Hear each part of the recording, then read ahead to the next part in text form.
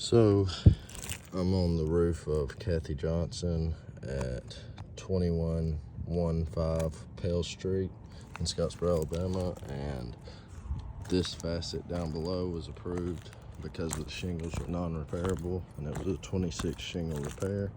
I just wanted to prove that there are also shingles on the front and back slope that have clear and evident creasing, even some ripping of the shingle, clear and evident creasing. And I mean, this roof is just beat, but that's on the back facet of the main part of the roof. This one is on the front facet.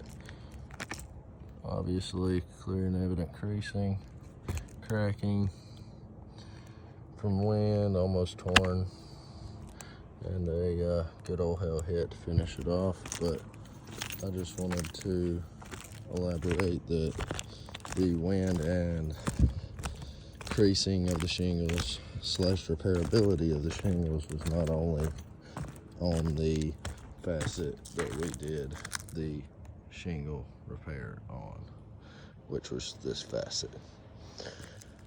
I appreciate your time. Let me know if you need any more information, and if you need a repairability video on these, then we can do that. But obviously they are not in much better condition, if any, than the ones that were approved.